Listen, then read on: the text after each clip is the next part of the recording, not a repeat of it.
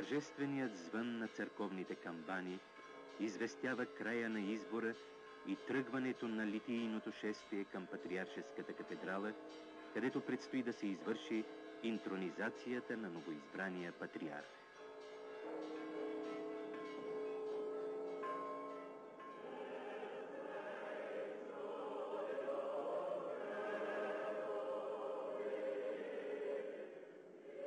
Главният секретар на Светия Синод прочита акта на патриаршеския избор. Понеже Високопреосвещеният светоловченски митрополит Максим получи изискуемият се от устава на Българската православна църква брой гласове, на участвалите в избора избиратели, най-малко 2/3, председателят на избирателното бюро обяви Негово Високопреосвещенство Светоловченския митрополит Максим за законно и канонически избран от клира и народа, български патриарх и софийски митрополит.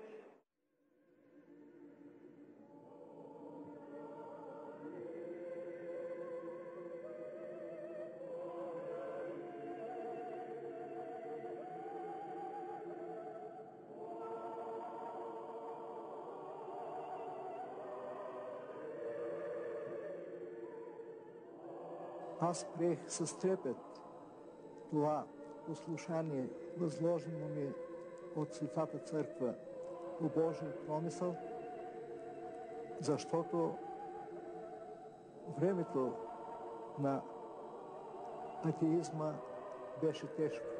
За да се преодоляват всички изпитания в църковния живот, аз изпитвах трудности. Малко бяха леките моменти в моето служение. Но аз се утешавах с библейските слова. Възложи на Господа грижите си и Той ще подкрепи.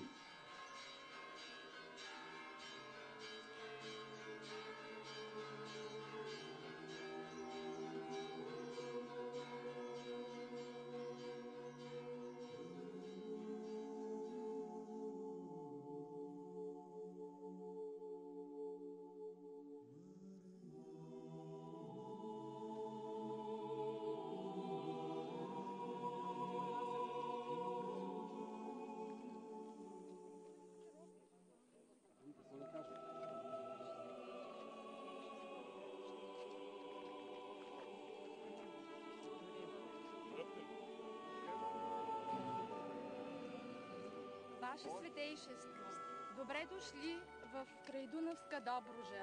Благословете този хляб на нашите добруджанци и на тяхния труд. Благодаря много, да се умножава благословен хляба, да пребъдат на здраве и успех в трудовете си трудолюбивите и родолюбиви и църковни жители и на Силистра, и на цялата епархия. За много години. Много години.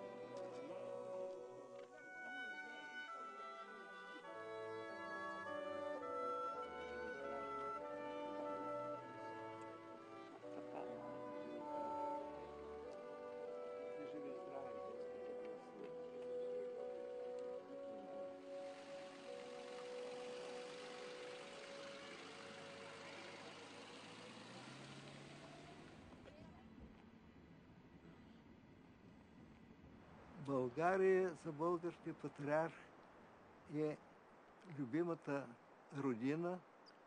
За нейния възход той трябва да полага грижи. Божествена красота! Слава на Бога за милостта му към нас. Особено красиво е вечер, когато светлините на града огреят низината, а луната върховете на планината. Всички места са ми любими в България, както с природата си, така и с богатство си, така преди всичко и с хората, които обитават тия места.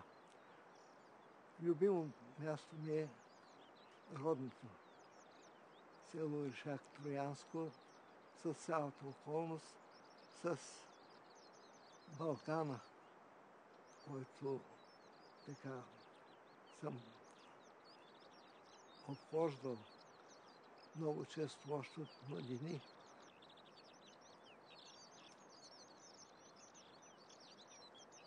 Моите родители бяха обикновени селски жители.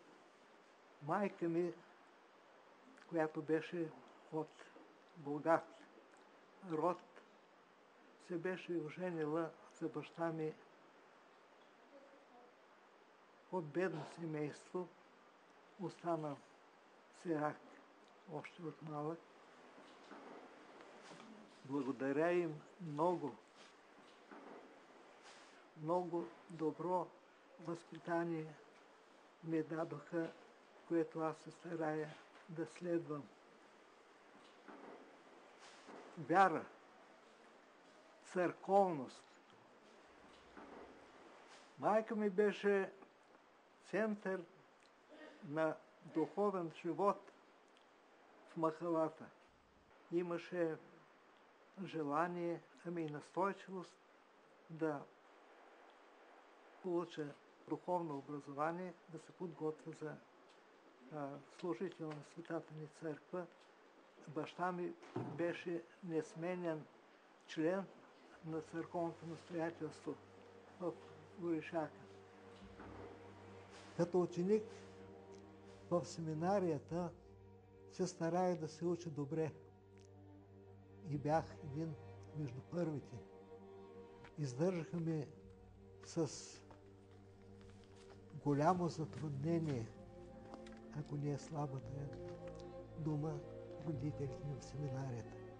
Семейството ми не е гладувало, но бедно е живяло. Во блаженном успении вечный покой подашь, Господи, усопшим рабом Твоим, найден пена и сотвори им вечную память, вечная память, вечная память, вечная память. Бог да ги прости.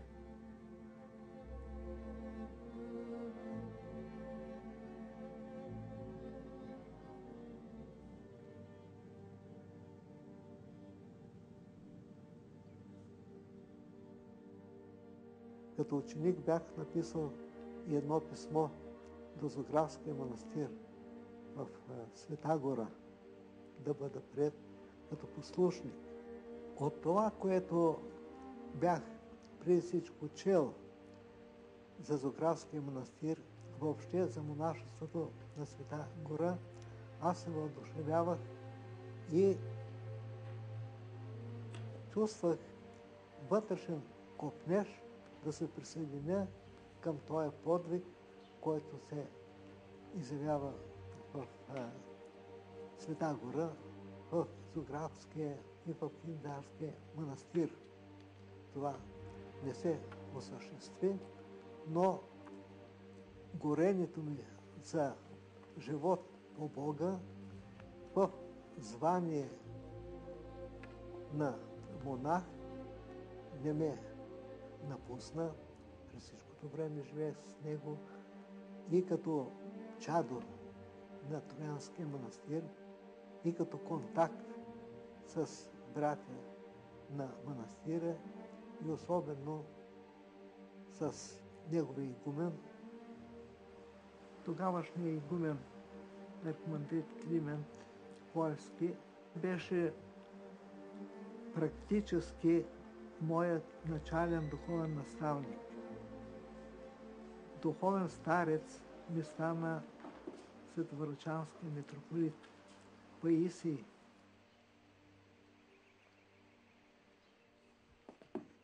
Монашкият живот ми даде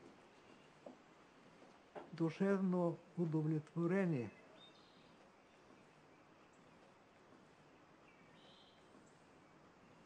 Моята първа монашеска килия беше зад кулата, под гората.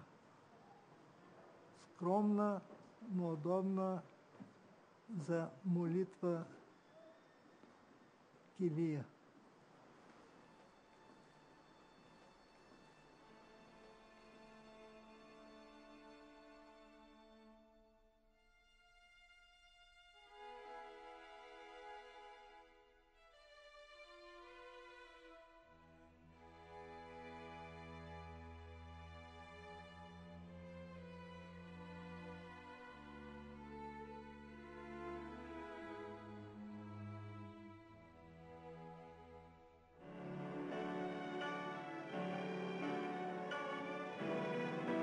Българската православна църква достигнала още през X век патриаршеско достоинство, престиж и благолепие, живее с радостните трепети на предстоящия патриаршески избор. На аерогара София членовете на Светия Синод, начело с светоловчанския митрополит Максим и председателят на комитета при Министерството на външните работи по въпросите на Българската православна църква и на религиозните култове Михаил Кючуков, тържествено посрещнаха предстоятелите на руската, грузинската, румънската, полската, чехословашката и японската православни църкви, пълномощниците на Вселенската, Александрийската, Иерусалимската и Сръбската патриаршии, на Кипърската, Елатската, Финландската и Американската църкви, както и делегатите на Световния съвет на църквите и на Християнската миротворна конференция.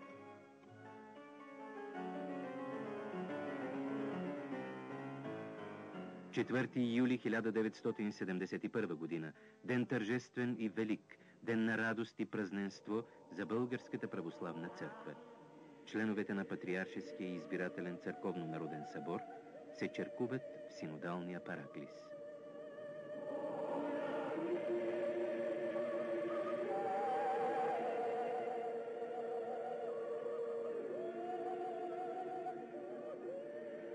Заседателната зала на Светия Синод се изпълва с законоправните избиратели, всички епархийски архиереи, председателят на комитета по въпросите на Българската православна църква, представителите на Националния съвет на Отечествения фронт, на Българската академия на науките, на Върховния съд на Народна република България, на ставропигиалните манастири, на духовните учебни заведения и по 7 представители на клира и миряните от всяка епархия.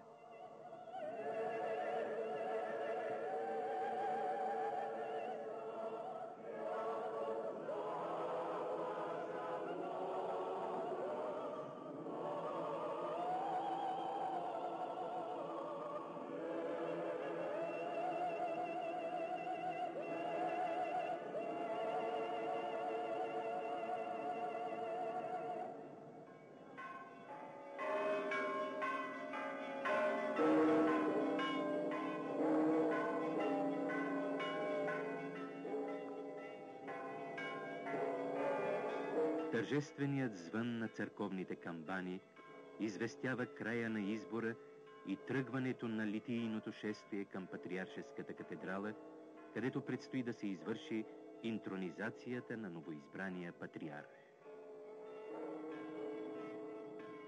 Избирането ми за патриарх на Българската православна църква, която се управлява от Светия Синод под председателство на патриарха,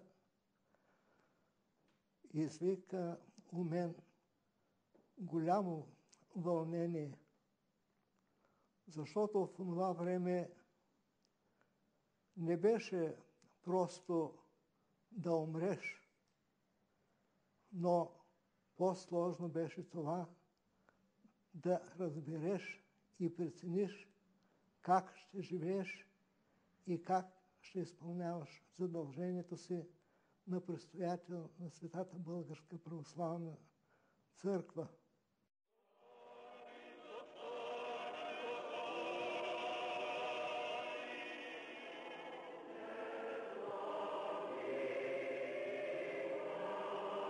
Приветствия към новоизбрания патриарх произнесоха световрачанския митрополит Паисий и председателят на комитета по въпросите на Българската православна църква Михаил Кючуков, което засвидетелства вниманието и благожелателното отношение на правителството на Народна република България към Българската православна църква, а предстоятелите и пълномощниците на православните църкви поднесоха на Негово светейшество поздравите и благопожеланията на християнския изток и запад.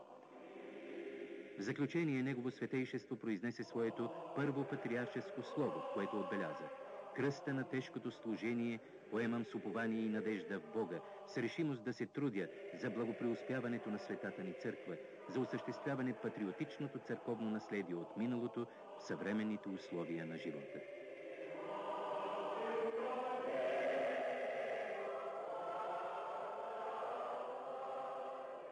Добих увереност в подкрепата, която ще имам не само от моите събратя, синодални архиереи, епископи, свещеници и миряни, но и от свидетелството на предстоятелите и представители на единната света православна църква.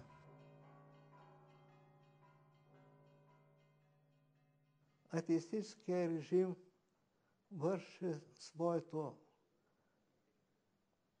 да обезсили значението на Българската православна църква, вярата в нея и в Бога, когото тя изповядва и проповядва.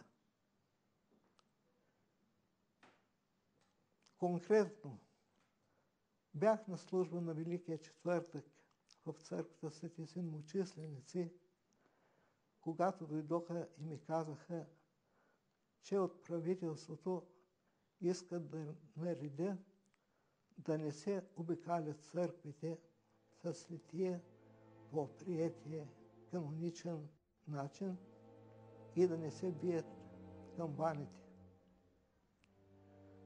Бях категоричен в отказа си.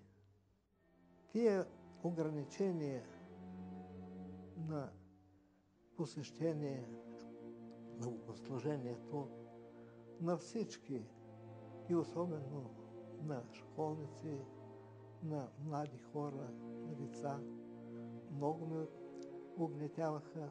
Аз правях всичко възможно да се превъзмогне всичко това. Над всичко да имам интересите на църквата при изпълнение и гражданските си обязаности, които в никой случай не са в вреда или накърнение в каквото да било отношение на църквата, на нейните интереси. Не съм в това отношение правил никакви компромиси.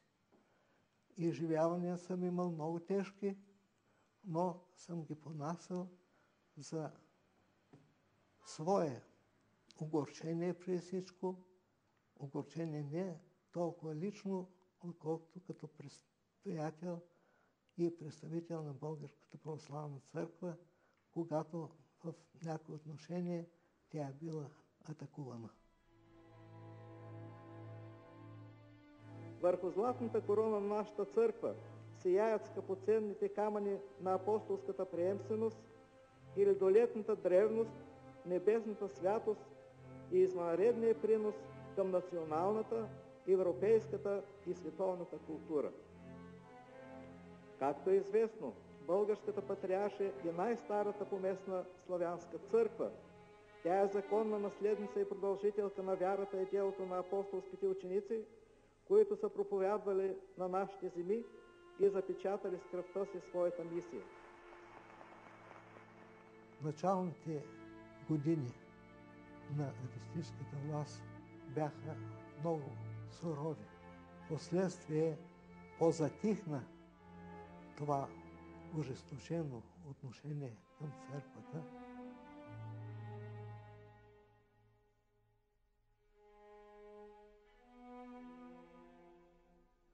Ясно е било, че никой не може, каквито и отношения да има към нея, към църквата, да отрече. Да отречеш църквата, значи да отречеш цялата българска история. Но въпреки тия така настолни уроци от историята, те бяха в много отношения, в основно отношение, пренебрегвани за налагане на друга идеология през годините на атеистическата власт.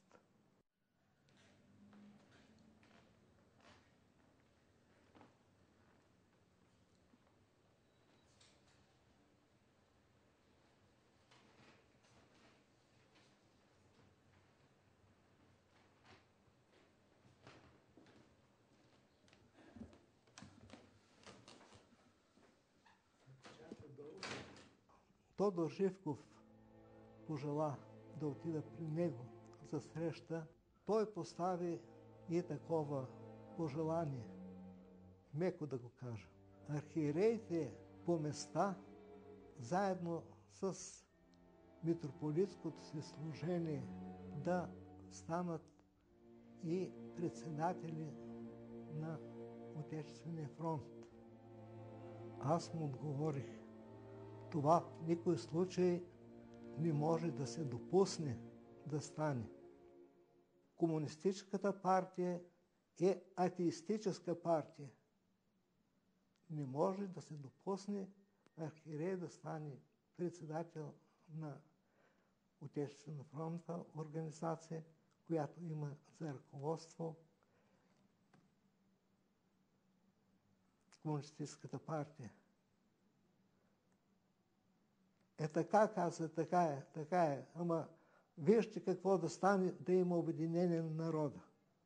Викам, църквата всяка ратувала за обединение на народа и сега ратува, и за бъдеще ще ратува, но като привлича другите към себе си, а не като възприема принципи, чужди на нейната идеология. Това беше разговор. Го възпроизвеждам го. Аз отидох по решение на Светия Синод, несъмнено със съгласие на правителството, на посещение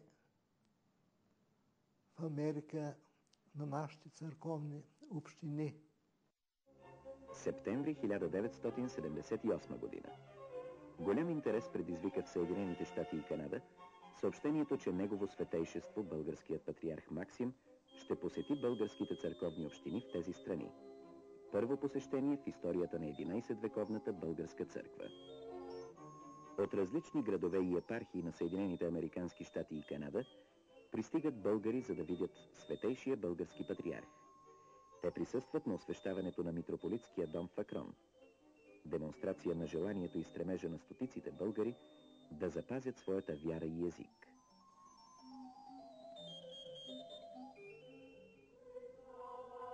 Добре дошъл български патриарх Максим. С този плакат американските граждани от български произход в град Сент-Луис посрещат високите гости. Тук деца, облечени в национални носии, по стар български обичай, с хляб и сол посрещат българската църковна делегация. В Чикаго много млади български семейства пожелаха техните деца да бъдат кръстени от Негово Светейшество българския патриарх.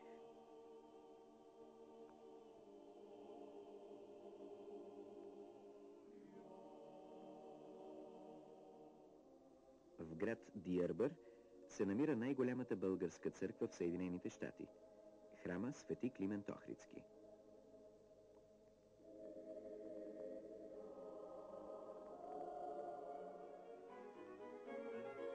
Среща на Светейшия патриарх Максим с генералния секретар на ООН Курт Валдхайм. В своето приветствие Негово Светейшество подчерта, че Българската православна църква подкрепя всички инициативи, решения, резолюции и препоръки на Организацията на Обединените нации за запазване на международния мир, за укрепване на сигурността в света, зачитане на основните права и гражданските свободи на човека. Тогава нашия министър на външните работи Петър Младенов трябваше да донесе доклад пред Общо събрание на Организацията на Обединените нации. Присъствах заедно с делегацията, която ми придружаваше на това събрание. Когато се върнах, Тодор Живков пожела да ме приеме. Отидох. Присъстваше на приема само министър на външните работи Петър Младенов. Казах му аз за моите впечатления от посещението в Америка и той от сведенията, които беше получил по своя линия, изказа задоволство. Трябваше вече след разговора да стана и да си отида. И станал с патерица в ръка, застанах пред Тодор Живков и му поставих въпроса за запазването на църквата в Перник, строена със средства и отношение на миньорите в миналото. На мен се забраняваше да отида да служа няколко пъти по няколко привидни съображения. Рушеше се църквата напълно и беше решено тя да бъде съборена, защото се намира в близост от партийния дом. А партийният дом беше строен. Впоследствие църква беше останала и то църквата с голям авторитет, изградена с труда, с лептата на миньорите. И едно от съображението ми беше, че Дечко Узунов, народният художник, който никъде другаде образи на светии не е рисувал, там е рисувал той. И тая живопис, всичко това трябва да се събори, да се унищожи, заради това, че църквата, която е сърцето на града, ще бъде съборена заради партийния дом. Той каза на Младенов: виж да се уреди въпроса овреме. Такива бяха думите ми. И след една седмица се уреди.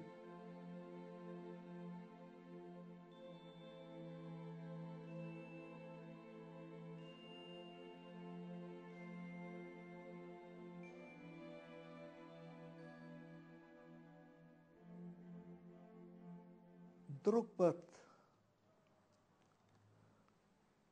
ме покани за среща Тодор Живков на 4 очи. Това даде повод аз да му заговоря и да направя искане за семинарията. Казах му при какви неблагоприятни условия се провежда сега учебния процес в семинарията, изпратена в Черепиш.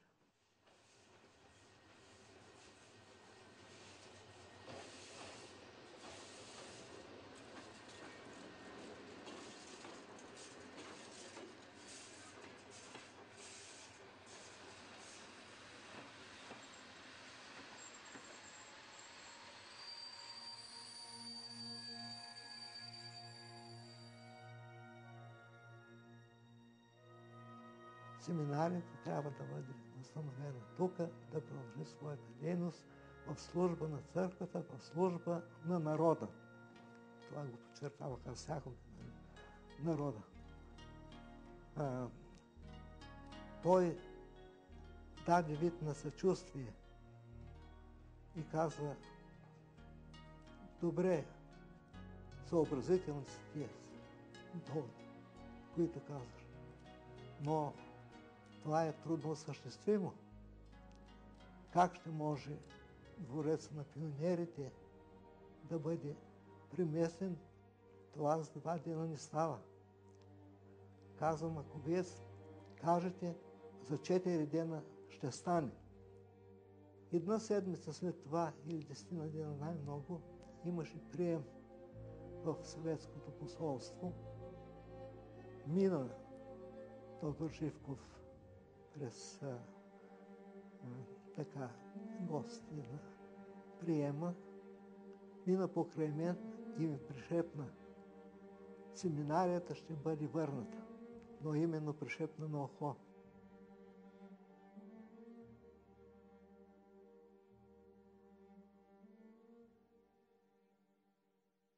Това високо отличие и израз на уважението и признателността на нашата общественост към вашата активна дейност за съхраняване на вековните родолюбиви традиции на Българската православна църква, борбите на народа за национално освобождение, за заслугите ви към нашето Отечество, Народна република България.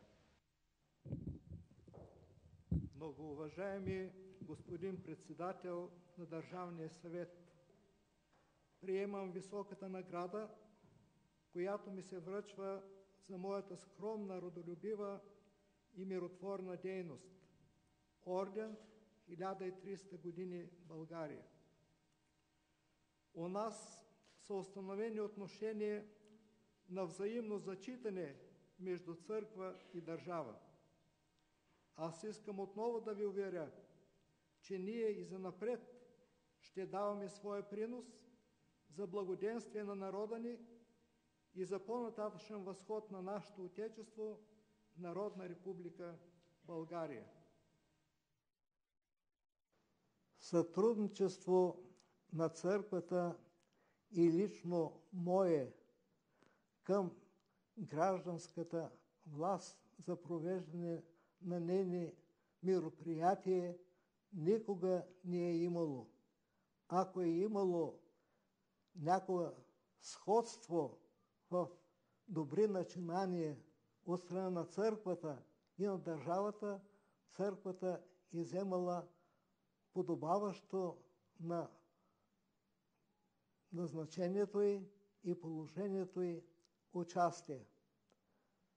По въпроса за мира в света, църквата е вземала участие, но в такава степен и в такава форма, че да бъде участие на църквата като църква със свои обоснования, със своя основа, с евангелски принципи, изявени в полза на мира в света. И в никой случай не в хармония с разбирането на гражданската власт.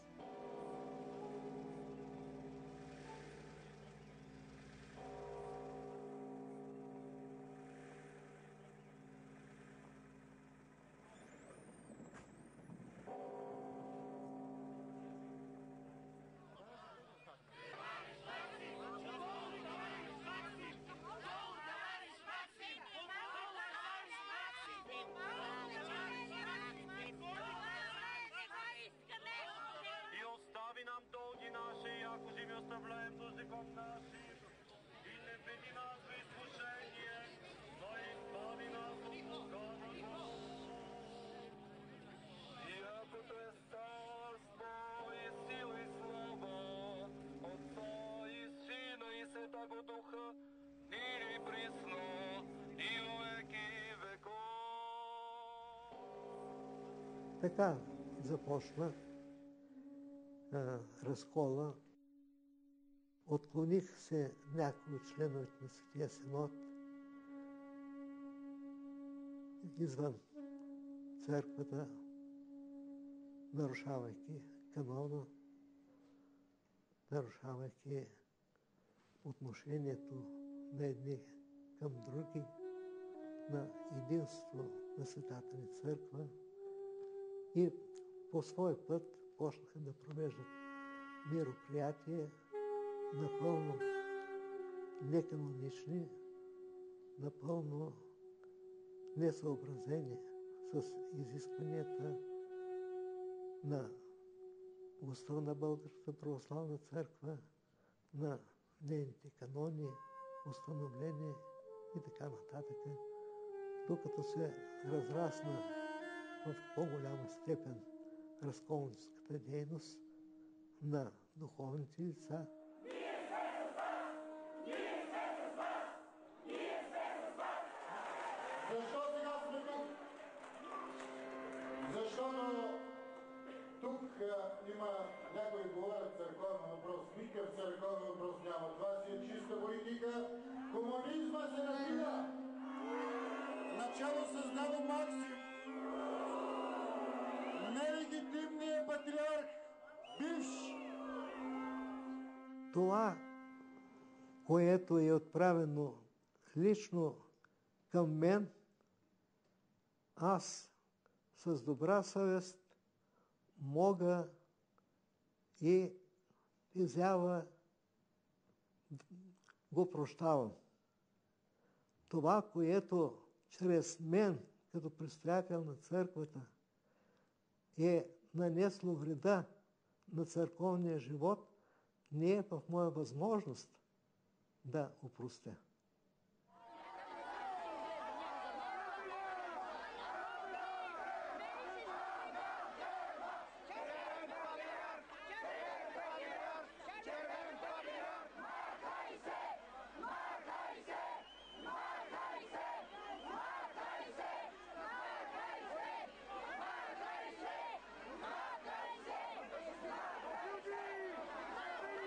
Аз нямах никакво право, нито пред Бога, нито пред църквата, нито пред съвестта си, да напускам възложената ми от Светата църква пост в трудно време. Аз останах на този пост. Тенденцията беше да се порази пастира, за да се разпръснат овците на стадото. Това аз не мога да допусна. Предприеха се различни стъпки на принуждаване да се откаже от патриаршеския престол и с уговаряне, и с заплахи. Аз устоях, не се поддадох на тях, намирах, че трябва да остана твърдо на своето служение. Намирах опора у Бога, подкрепа намирах пълна и от събратята архиереи, членове на Светия Синод, на епископите и на останалото духовенство, свещеници и намирени, които по различен начин изразяваха своето отношение и съчувствие лично към мен и към служението, което в такива трудни, тежки обстоятелства трябваше да изпълнявам. Ние всички сме вършили Божието дело, сме защитавали интересите на църквата като едно цяло.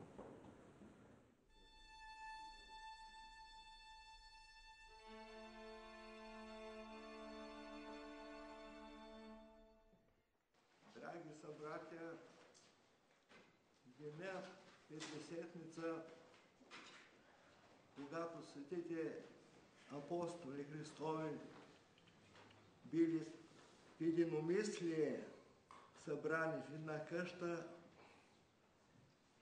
им се явил и осенил огнени езици Дух Свети. И ние с молитва към Светия Дух изпросихме Неговата помощ за успех в нашите предстоящи заседания за благото на Светата ни църква. На добър час!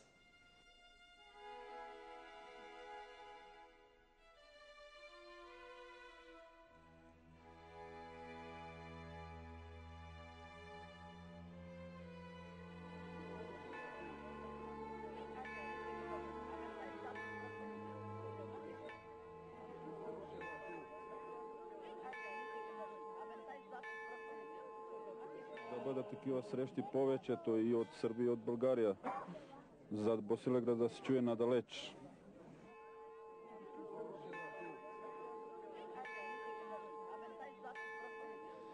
Ние поради това дойдохме, искахме да го поздравим, за това, защото той е наш патриарх. Ние сме българи и ние искаме вечно да сме българи. Няма да позволиме да се сърбизираме.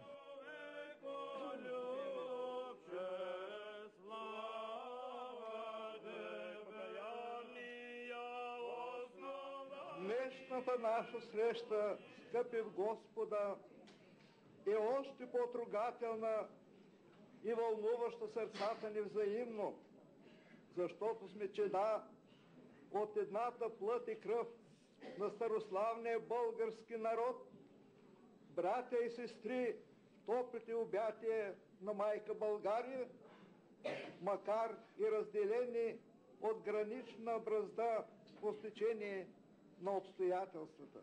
Да отворим дверите на нашите сърца още по-широко и действено в името на любовта Христова и по-специално към вас, родни братя и сестри, за да бъде радостта ни пълна.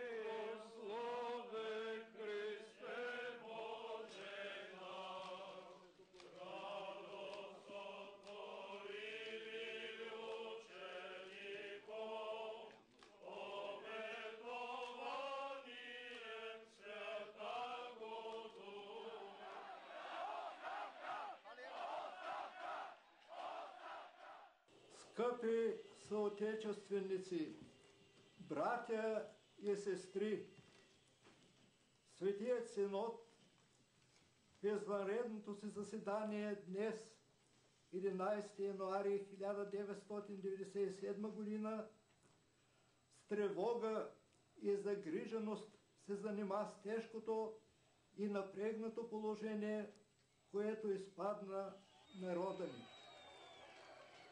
Със съзнание за дълг към род и родина, Светият Синод споделя и съпреживява почестта на народа ни. Призовава всички политически сили без теснопартийни пристрастия неотложно да решат наболелите проблеми в страната.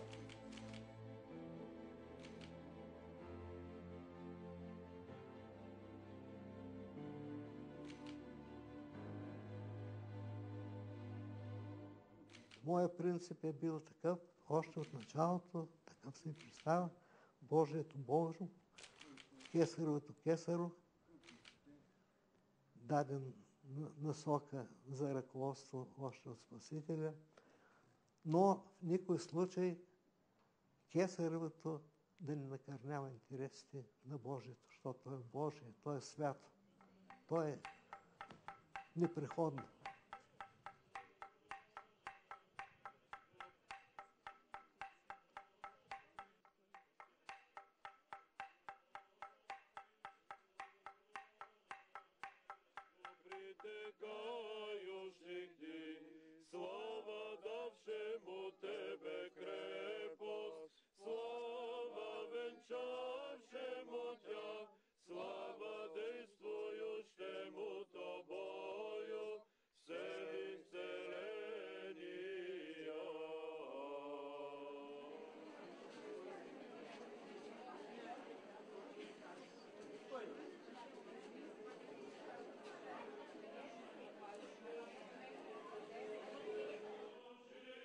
Ние, които служим на Българската православна църква, трябва да имаме съзнание за светостта на светото православие, за това, което то допринася в живота на всички хора и спасение на техните души.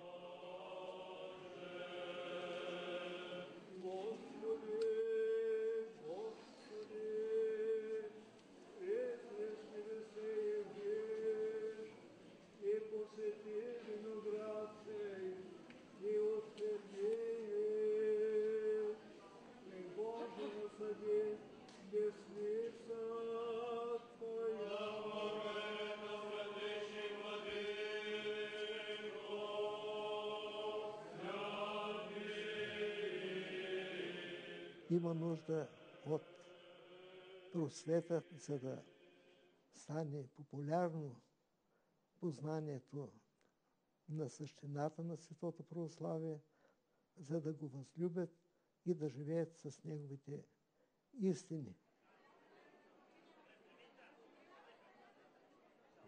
Всяка година се чувствам много щастлив, че имам възможност да се поклоня на тая светиня, в която духовно съм израснал още от младените си. Да се помоля на Пресвета Богородица за нейния покров.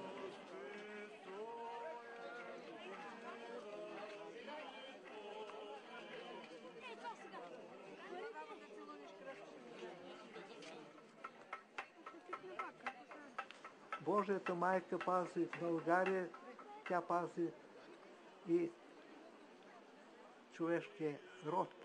Според обещанията си, аз ще бъда с вас през всички дни.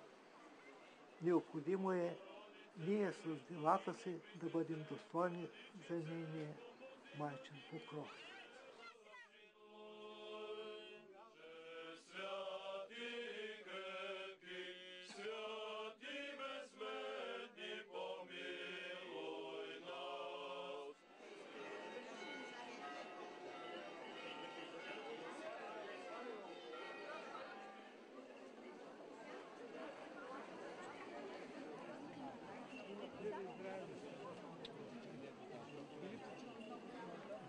Господ да ви благослови.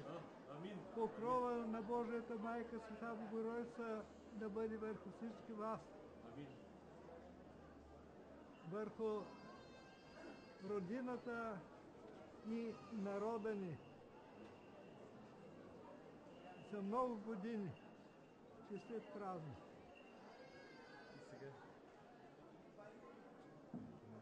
Мога ли да кажа, че не съм съгрешил, че нямам грях? Това не само, че съвестта ми не може да допусне да кажа, да отида особено против думите на Свещеното писание. Нека да кажа, че грешки може да съм допускал, но компромиси за сметка във вреда на църквата никога не съм допускал, нито съм се позволявал да мисля, че мога да допусна.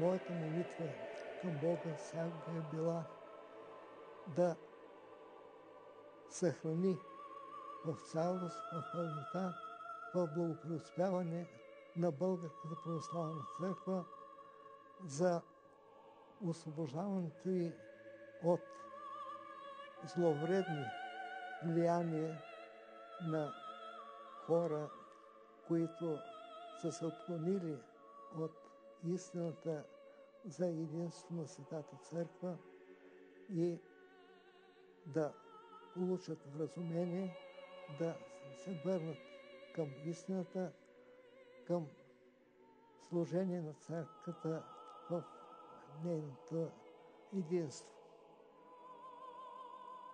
Моля се за родината, за мира в нея и в целия свят, за любов между хората, за добронамереност в отношението им. Моля се и за укрепване на единството, което го има между светите православни църкви за възход на светото православие. Моля се и за спасение на моята душа.